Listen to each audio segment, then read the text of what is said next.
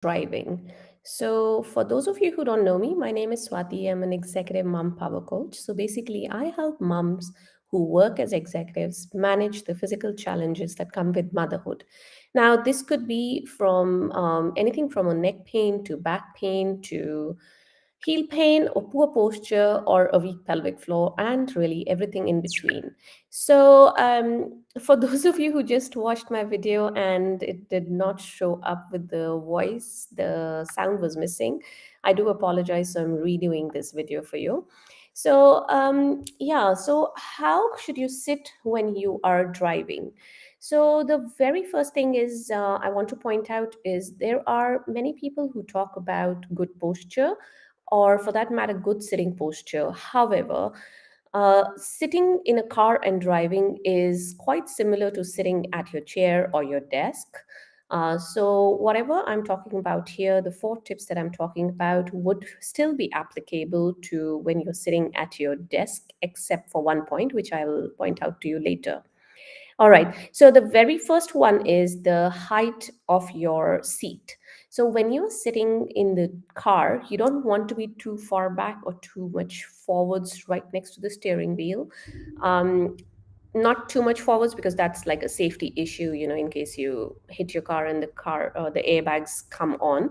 But if you sit too far back, there'll be a lot of pressure that you'll exert on your lower back especially, and your legs when you are using the accelerator and brake the foot pedals basically.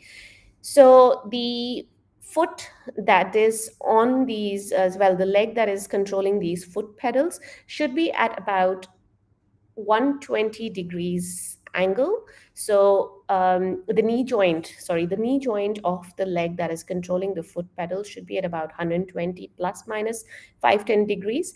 And the other foot that is on the side and not using the foot pedal should be the knee should be at an angle of 90 to 120 degrees. Now, it doesn't have to be an exact 90-degree. You can always go up and down a little bit, but that's like gives you an approximate idea of how to place your foot.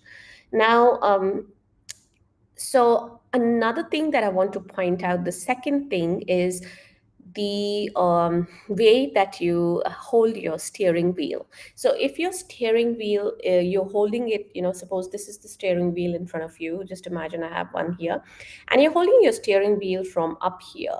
Most of the people I've noticed is they will be holding it like above the, if this is the middle of the steering wheel, they'll be holding it above that midline, and their shoulders are usually riding up like this. Now, this obviously is going to put a lot of strain around your neck and shoulder and your arms. So what you want to do is hold your steering wheel around the middle or probably the lower part. So you see automatically when even if I do this compared to when I'm holding the steering wheel here. So in order to achieve that angle, the angle between your arm and your forearm should be at about 90 to 110 degrees. So a very relaxed position of your arm and forearm. So that is the one thing that's different from when you're sitting at your desk, obviously, because you got a steering in the car. Okay, so the third tip for you is you want to support your lower back very well. So all of us have this curve in the lumbar spine.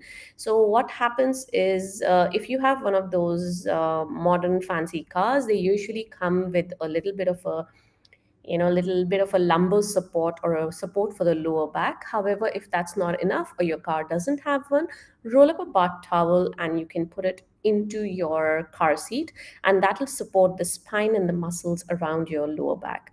Some people also like to put in an additional support for the lower back. If you're looking for the one that I use, you can I will leave a link in the description of this video and you can have a look there. All right. So now the fourth tip for you is you have taken care of the shoulder. You have taken care of your legs and lower back. So that leaves your mid back area. So what you want to do is put a tennis ball or take one of these stress balls, these smiley balls, and put it in between your shoulder blades. So basically, it's sitting between your body and your seat. So the moment you tend to go forwards or slouch at your mid back, that ball is going to fall down.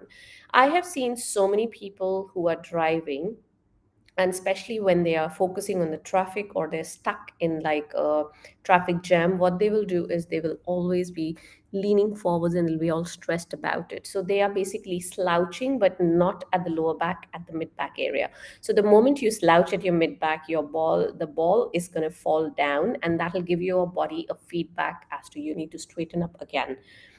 So these were the four tips that I was going to talk about. However, let me give you one additional tip here. Now, this definitely is applicable to whenever you're looking at any screen, book, reading the newspaper, or driving. So, what you want to do is look at a point that is in front of your eyes. So, let me show you this from the side. So, if you draw a line, a horizontal line from your eyes, so you are looking at the tip of the pen here.